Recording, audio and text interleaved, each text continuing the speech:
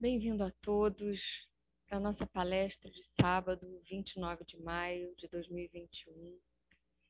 Nesse esforço que vimos fazendo de nos adaptar a estarmos cada um nas nossas casas, mas todos unidos no Rita de Cássia.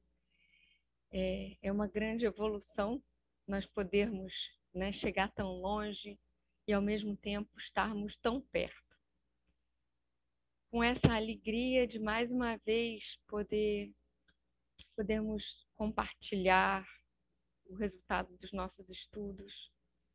Vamos começar com a nossa oração, pedindo à espiritualidade que nos assiste, que estejamos conectados com um aprendizado cada vez mais profundo. Cada um de nós, da sua maneira, no seu momento, captando aquilo que seja mais útil para o seu movimento de vida, mas todos no mesmo rumo, com a mesma conexão aos objetivos da nossa casa Rita de Cássia, que são sempre para que possamos ser um pouquinho melhores a cada dia, chegar um pouquinho mais perto uns dos outros e assim de Deus, e que essa palestra do dia de hoje possa ser útil a cada um. Que assim seja. Então, o nosso tema de hoje faz parte do capítulo Amai os vossos inimigos, do Evangelho segundo o Espiritismo. É o capítulo 12, e nós vamos falar do item 5, que fala dos inimigos desencarnados. Obviamente, a gente não pode falar dos inimigos desencarnados sem ter um contexto, esse contexto maior de amai os vossos inimigos, sejam eles quem forem, estejam eles aonde estiverem.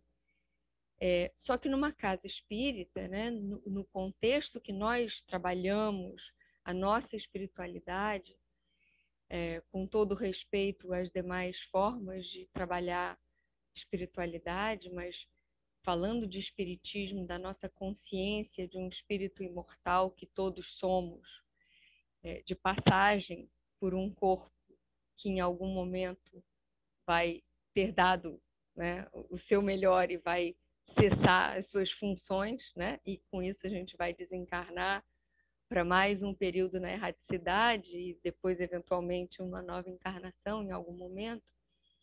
A gente tem um tantinho mais de responsabilidade de entender que, quando a gente fala dos inimigos desencarnados, não dá para a gente pensar que amar os inimigos seria só aqueles que a gente consegue enxergar. Quando a gente trabalha nessa visão maior do espiritismo, a gente compreende que estar encarnado ou desencarnado não faz uma diferença substancial em quem nós somos, em que estágio da evolução nós estamos. Não é porque alguém desencarnou que virou santo. É comum a gente lembrar daqueles que desencarnaram com uma memória seletiva que normalmente foca nos extremos. A gente lembra do que foi bom e a gente sente muita saudade. E muitas vezes, quando a gente está profundamente marcado por situações difíceis, a gente também só lembra do que não foi bom, do que não foi agradável. Mas é a totalidade dessas experiências que a gente compartilha com aqueles seres que a providência colocou nas nossas vidas, nos nossos caminhos, que nos conecta à missão maior que é de todos nós e nas quais, missões, nós somos interdependentes, de processar a nossa evolução, de aprender uns com os outros, rumo à possibilidade de evolução, cada um no seu ritmo, mas necessariamente todos nós conectados, todos nós juntos, todos nós interdependentes. Quando a gente consegue entender o quanto nós somos interdependentes e o quanto o acaso não existe, e a gente não encarna ou não convive na erraticidade com aqueles com quem a gente não tem uma conexão profunda de débitos e créditos mútuos, né? Sempre mútuos, porque a gente não consegue entender alguém isoladamente, né? Não existe nada isolado, ninguém é isolado, todos nós somos em relação.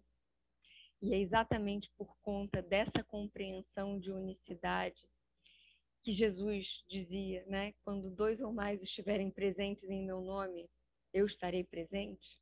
Por que 2 ou mais? Como ele poderia ser justo se desamparasse alguém que não está acompanhado de outros semelhantes?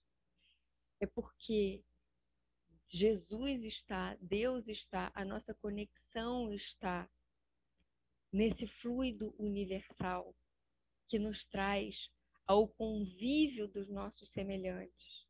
Porque é nesse convívio que nós temos as melhores e as maiores oportunidades de nos aperfeiçoarmos, de aprendermos e ensinarmos, para um dia sermos um com Deus, um dia sermos, né, o mais perfeitos possível, né? Não exatamente como Deus, mas espíritos crísticos em algum momento, né? Exatamente o exemplo que Jesus veio nos trazer, de sermos, termos caminhado por todos aqueles processos, aqueles desafios que nos incentivam, que nos estimulam, que muitas vezes até nos constrangem a olhar para as nossas dificuldades, a olhar para aquilo que nós ainda não conseguimos iluminar, né?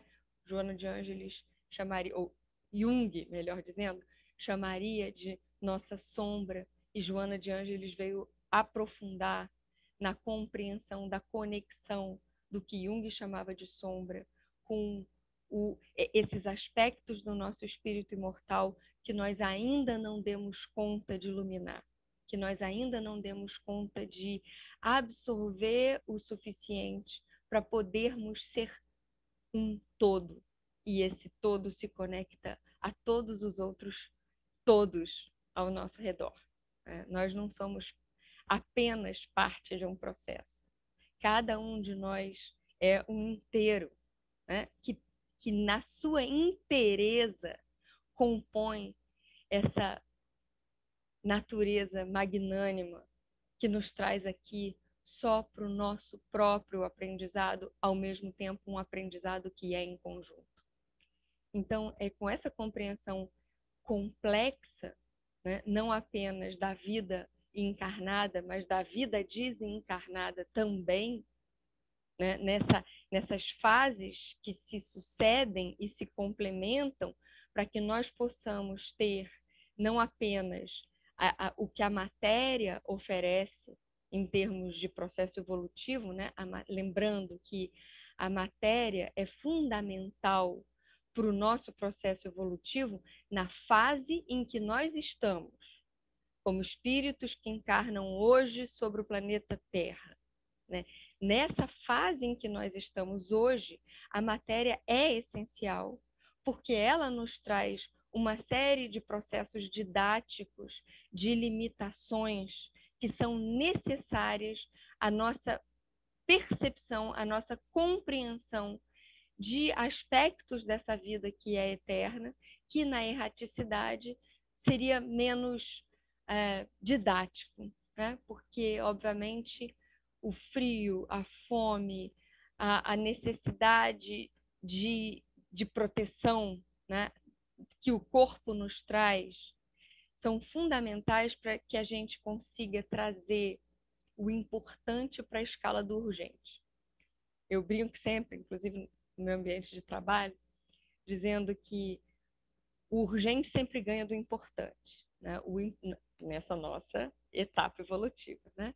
Então, o importante só acontece quando se torna urgente. E é exatamente esse o efeito prático da matéria nesse percurso do espírito imortal. Então, quando a gente pensa, né, nesse contexto maior de amar os nossos inimigos, primeiro a gente precisa entender quem são os nossos inimigos.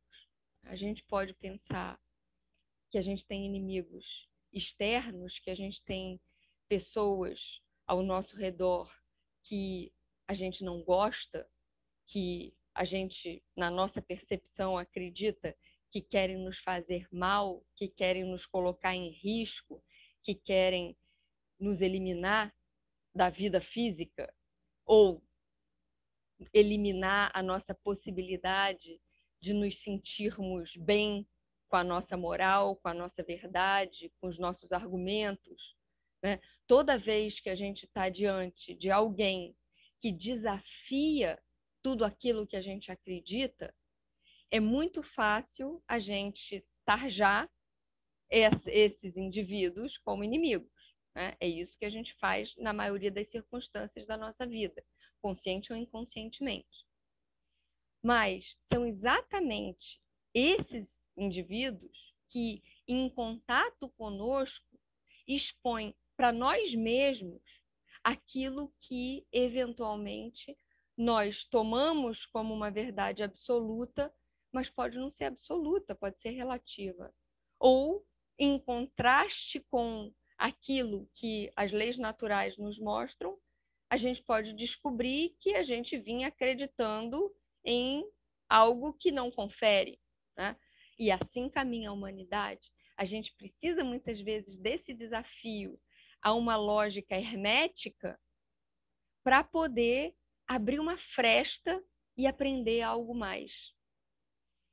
Eu ouvi uma frase quando eu estava me preparando para essa palestra, agora eu não estou me lembrando o nome do palestrante para poder citar, mas a frase me marcou e ela dizia: só os idiotas têm certeza de tudo.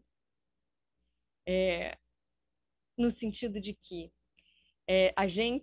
quando a gente acha que a gente sabe tudo, a gente está cumprindo um script que é sempre o mesmo, né? E agora eu posso citar a fonte, que é uma frase de Einstein, que eu muitas vezes repito. O Einstein dizia assim, Einstein, né? Não é a Gabriela. É uma pessoa que foi uma das maiores inteligências que nós temos notícia sobre a Terra. Então, ele dizia, o que me atrapalha é tudo aquilo que eu sei. Essa frase pode iluminar um monte de compreensões. No contexto científico em que ele estava inserido, ele dizia, quando eu acho que sei uma resposta, quando eu acredito sinceramente que eu já tenho a resposta para algum enigma que eu estou estudando, eu paro de aprender. Eu paro de fazer novas perguntas. E ao parar de fazer novas perguntas, eu paro de crescer. Então, essa frase, ela traz a essência da necessidade de nós estarmos em contato com aqueles que nos colocam à prova, aqueles que nos colocam em dúvida, aqueles que cutucam as nossas certezas. E é claro que isso é desagradável, mas é absolutamente necessário para que nós não descansemos sobre as nossas zonas de conforto e paremos de crescer, estagnemos no nosso processo evolutivo. Então, esses são os nossos inimigos. Aqueles que muitas vezes vêm nos mostrar o que a gente não quer ver, o que a gente não gosta de ver. E por falar em gostar, a gente puxa daí um outro fio de meada super importante, que é quando Jesus nos pede para amar os nossos inimigos, o que ele quer dizer com isso? Sabendo que no vocabulário original, amar tinha um monte de significados e não apenas um, né? Como muitas vezes a gente se confunde. É comum a gente ouvir essa confusão.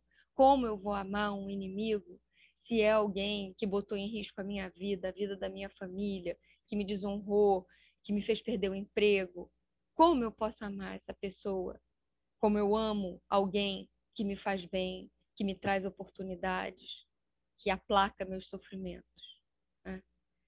É claro que Jesus jamais nos pediria o impossível. E Allan Kardec, como, né, com toda a sua genialidade, foi exatamente no ponto, não apenas no Evangelho segundo o Espiritismo, capítulo 5º, mas também no Livro dos Espíritos, na questão 887, que não por acaso vem logo depois do BIP, né?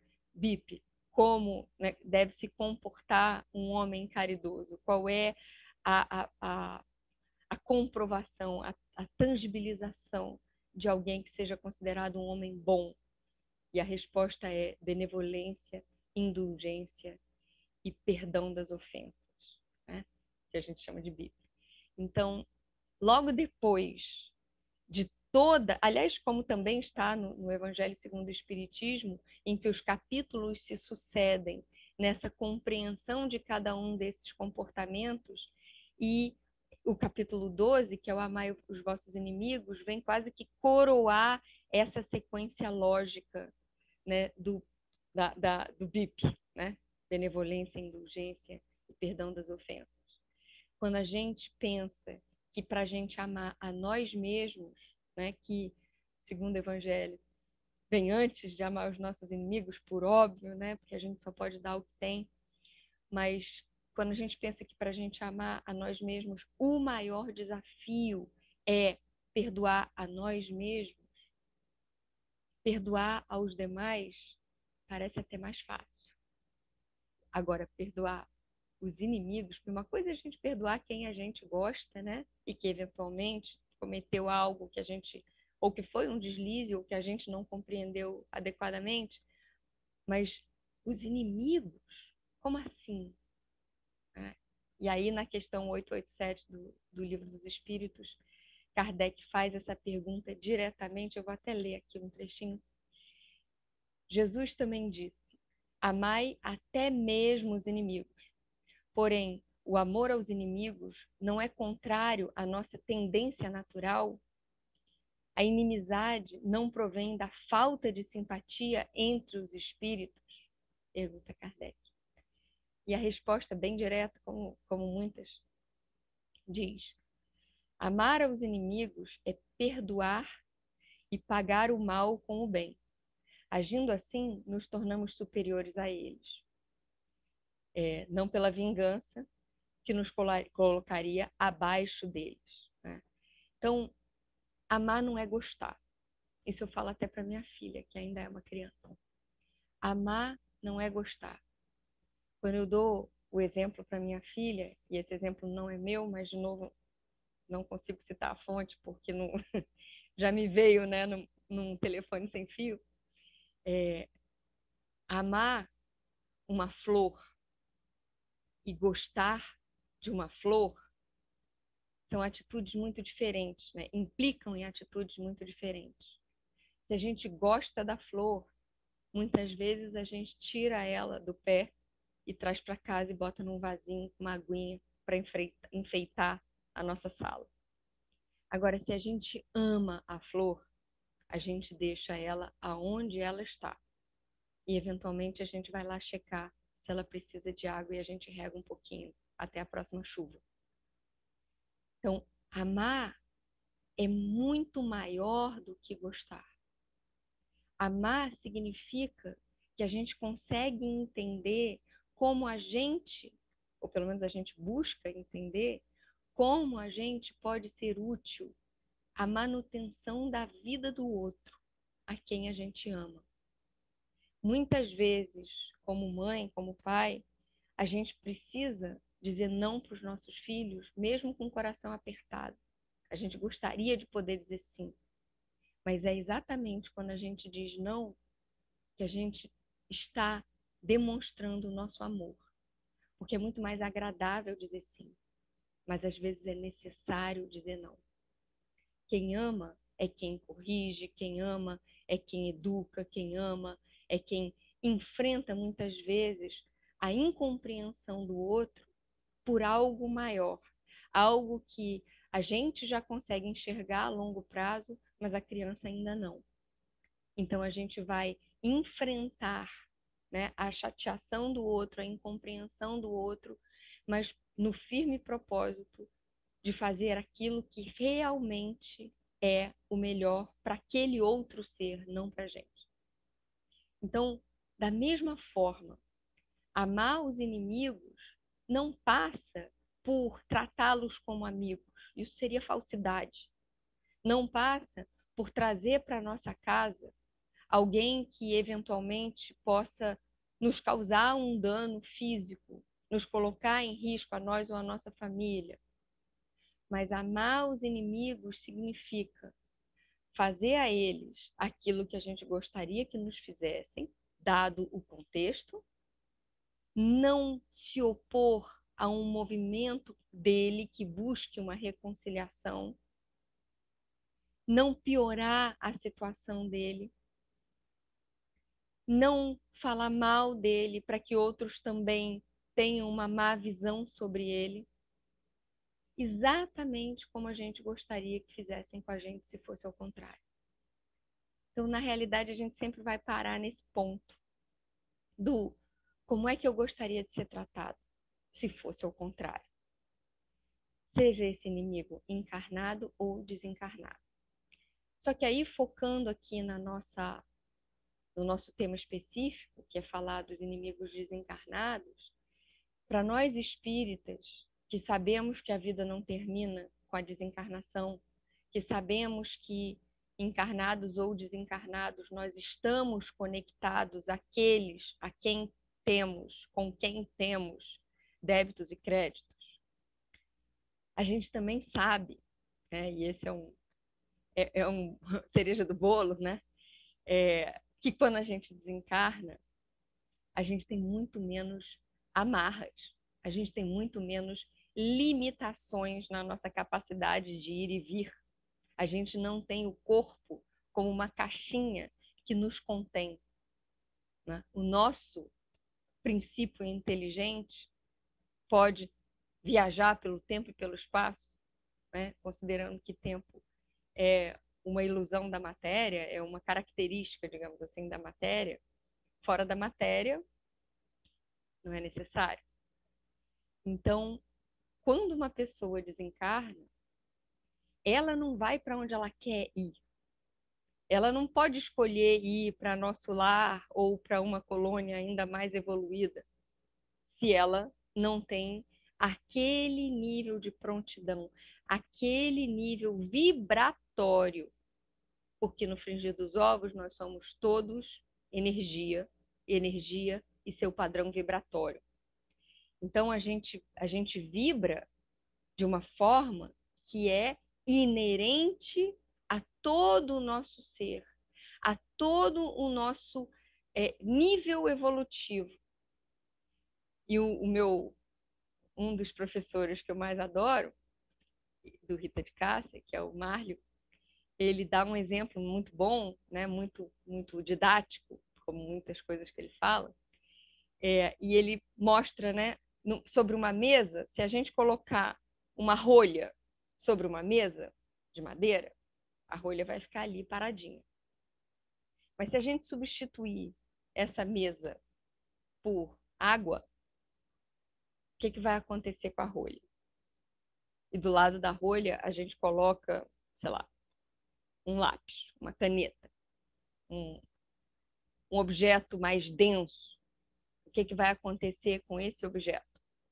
Enquanto a mesa está ali, estão ambos, rolha e, digamos, uma caneta densa, estão no mesmo patamar. Mas se a mesa é substituída por água, a rolha boia, né, e a caneta afunda. Porque sem essa matéria para segurar, a gente vai para onde a nossa densidade nos leva. E quanto mais evoluído é um espírito, menos denso, portanto, mais capaz de se conectar com energias superiores. Então, isso é muito importante a gente falar, até porque eu li aqui a questão 887, E ela fala de ser superior ou ser inferior, e obviamente jamais poderia significar ser melhor ou pior do que alguém, né? Isso não faria nenhum sentido numa doutrina cristã. Então, quando a gente fala em superior ou inferior, obviamente a gente está falando em padrão vibratório. E como padrão vibratório que somos, quando nós desencarnamos, nós, sem as limitações da matéria que nos igualam ali em cima da mesa, nós vamos para aquele lugar aonde o nosso padrão vibratório é afim, é pertinente, é condizente. Então, se a gente está conectado a alguém por dívidas mútuas, né, e esse alguém desencarna, e ele continua conectado a nós, e isso muitas vezes é o que nós chamamos de obsessor. Obsessor, a gente precisa também lembrar que também há encarnados e desencarnados, né? Não é só o desencarnado que se torna um obsessor, muitas vezes nós temos obsessores encarnados, e obsessor a gente pode entender como um espírito sofredor que, entre parênteses, todos somos nesse nível da Terra. Só que alguém que está especialmente estagnado numa intenção de prejudicar um outro alguém, ou não, porque muitas vezes os obsessores, como a gente trabalha nas mesas mediúnicas, não estão obsidiando alguém, mas sim a um ambiente, e porque neste ambiente, né, quando a gente trabalha a desobsessão da maneira como no Rita a gente trabalha, porque cada casa tem uma maneira, muitas vezes os espíritos que vêm para o tratamento desencarnados são espíritos que estão conectados a um determinado endereço, não porque querem fazer mal a um indivíduo ou a alguns indivíduos daquele endereço, mas porque por algum motivo sintonizaram com aquela ambiência. Então, ao sintonizarem com aquela ambiência, e é por isso que muitas vezes na caixinha, quando a gente pede orações para alguém, aquela caixinha que toda casa espírita tem, que você bota o nome e o endereço da pessoa, pelo menos no Rita de Cássia, o que a gente vai trabalhar é o endereço, porque é a ambiência na qual determinados espíritos estão, né? E obviamente há uma triagem, não é em todo ambiente que isso vai acontecer, mas aqueles espíritos que estão sintonizados com aquele local, com aquele padrão vibratório daquele espaço físico, são espíritos que têm semelhança vibratória àquilo ou àqueles.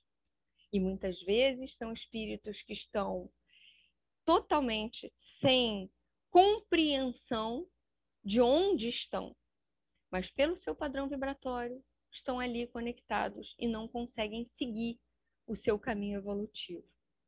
É aí que a gente busca ajudá-los mais e mais para que eles possam voltar a ter o seu, ainda que limitado, livre-arbítrio, para poderem então escolher continuar a evoluir, continuar a aprender. E aí, de novo, a gente volta para a necessidade da gente aerar as nossas certezas. Porque quem parou de aprender é porque, de alguma forma, por algum motivo, ficou naquele loop de eu já sei o suficiente, então eu não preciso aprender mais, então eu fico aqui e batendo, né, dando murro na mesma faca. E isso é extremamente danoso, não apenas para si, mas para todos os que estão em volta. Então, se a gente compreende que, se a gente cuida do nosso padrão vibratório encarnado, se a gente cuida das nossas relações com aqueles que a gente tem consciência que estão ao nosso redor, né? Ou seja, os vínculos que nos conectam, aqueles com quem a gente convive entre encarnados, na nossa casa, seja a nossa própria família, seja uma outra família com quem a gente convive, seja as pessoas que também transitam pela nossa casa por qualquer motivo que seja. Se a gente cuida dessas relações, a gente cuida também de nós mesmos, né? Existe esse ir e vir necessariamente. Enquanto eu cuido de mim, eu melhoro o ambiente para todo mundo que está ao meu redor. Enquanto eu cuido do outro, eu melhoro a mim mesmo. Então, nessa compreensão de unicidade, de co-construção do ambiente, eu necessariamente deixo de ter sintonia com espíritos que estão vibrando numa sintonia mais baixa e que podem eventualmente estar ali, naquele ambiente, com o intuito de fazer mal. Ou às vezes, sem o intuito de fazer mal, mas fazendo mal mesmo assim. Né? Porque muitas vezes é o amor adoecido que faz mal. Muitas vezes a gente vê espíritos obsessores, assim considerados, né, que estão conectados a uma pessoa ou a uma família por amor, só que um amor adoecido. A gente poderia chamar de um amor cego, amor que ficou naquela limitação de só eu posso ajudar essa pessoa, só eu vou cuidar dele. E nisso se estagnam e estagnam aqueles com quem está sintonizado. Se esse a quem está sintonizado der caminho para esse tipo de sintonia. Então, não tem jeito.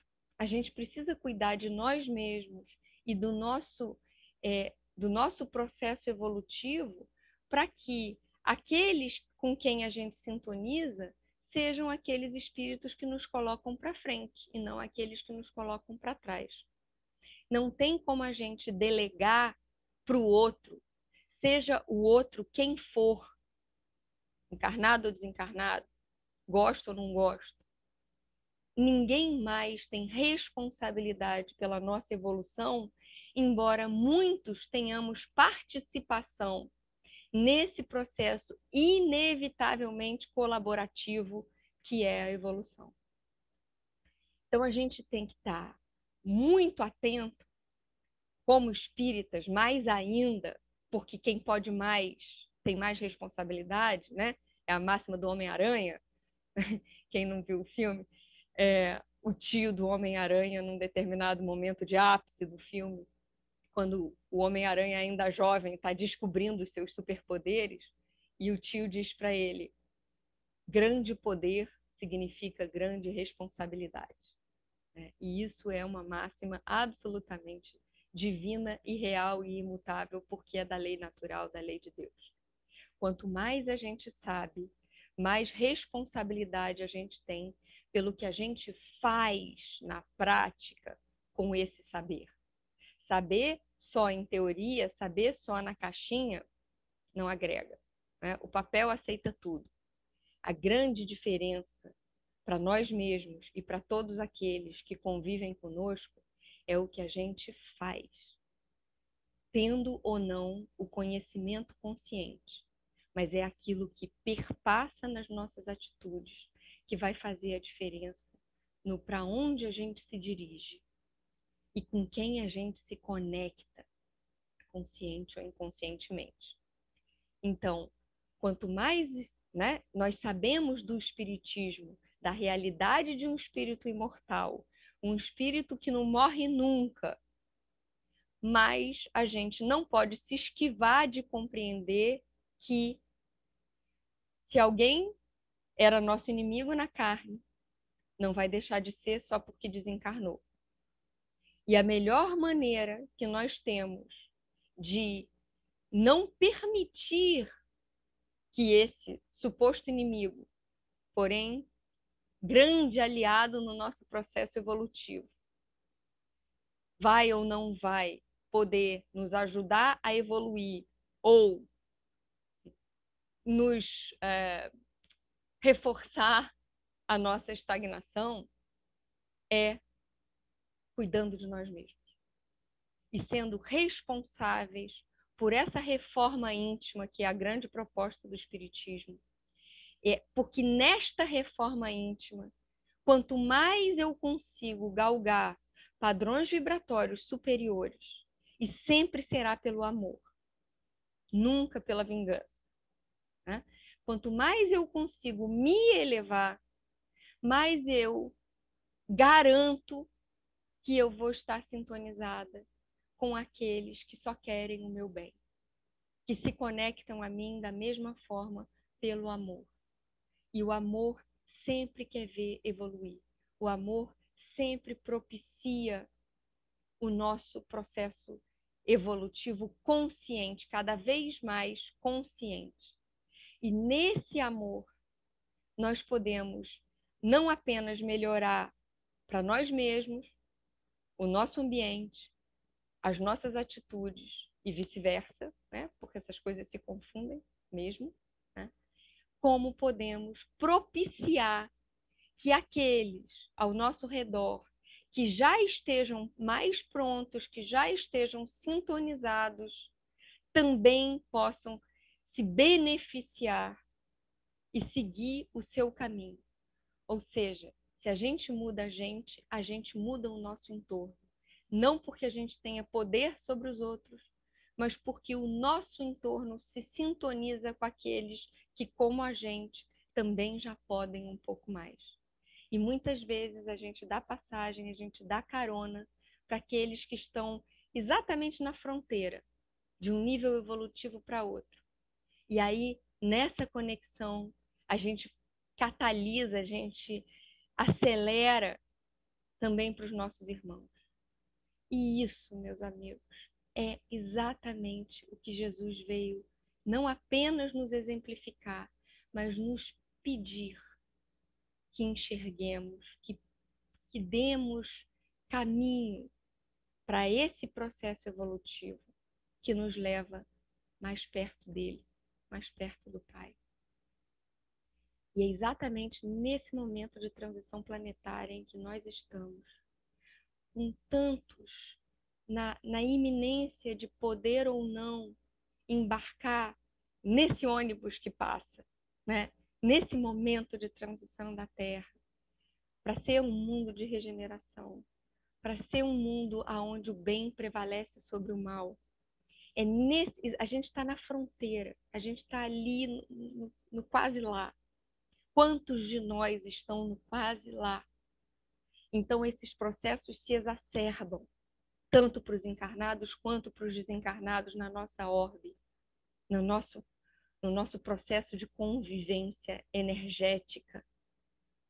É mais do que nunca essencial que nós não apenas tomemos consciência, mas trabalhemos ativamente, voluntariamente, conscientemente, para melhorar nós mesmos e a todos aqueles que, como nós, já possam estar um passinho mais adiante, um passinho por vez, né? Ninguém, nem Jesus, nos pediu atos de heroísmo. A gente sabe que a evolução não dá saltos, mas muitas vezes um pequeno passo pode fazer toda a diferença. Então, amar aos nossos inimigos, falando especificamente dos desencarnados, muitas vezes requer uma prece, requer um pensamento bom, requer um perdão genuíno.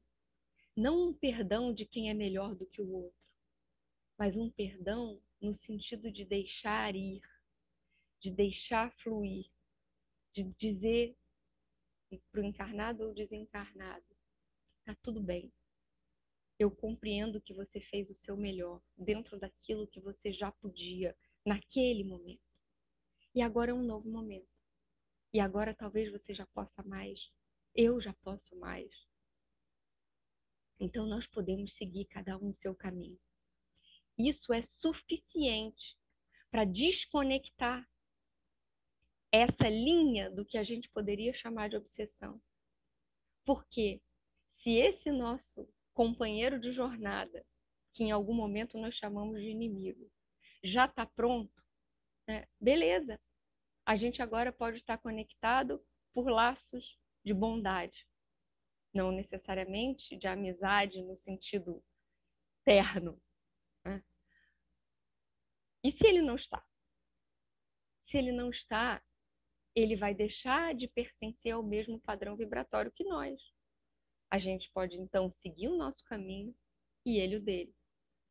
E isso não tem escolha para ele, né? Se nós mudamos de padrão vibratório para um padrão mais elevado e ele não, ele simplesmente não consegue mais, não conseguirá mais se conectar ao nosso ambiente, à nossa energia. E assim, nós próprios cuidamos desse todo que nos abraça e podemos, consequentemente, facilitar para os demais. E, para finalizar, eu convido cada um de nós a pensar, a fazer uma listinha. Pode ser por escrito, pode ser mentalmente, mas pensar em alguns, ou pelo menos uma pessoa que conviveu conosco, que já não está mais encarnada e que, ao falecer, ao desencarnar, nos deixou ainda com aquela vontade de dizer um muito obrigado, ou um sinto muito, ou um tá tudo bem. E pensando nessa pessoa, que a gente possa mandar uma energia de luz, ter a certeza de que essa energia será recebida. E às vezes não apenas só por essa pessoa, mas por muitos outros que se beneficiaram. E vamos fechar com a nossa prece, agradecendo a espiritualidade que nunca nos desampara, que sempre nos propicia mais e mais oportunidades de seguir no nosso caminho evolutivo. Que tenham piedade também de nós, por aquilo que nós muitas vezes cometemos sem perceber, mas que em algum momento nós nos damos conta. E esse é o momento de dor, quando nós nos damos conta de algo que nós fizemos, mesmo que nós não tivéssemos tido aquela intenção. Que também nos deem não apenas a clareza desses momentos, mas a força de voltarmos ali, naqueles a quem nós eventualmente ofendemos, e perguntarmos sinceramente: que efeito teve a minha atitude sobre você? E como eu posso reparar?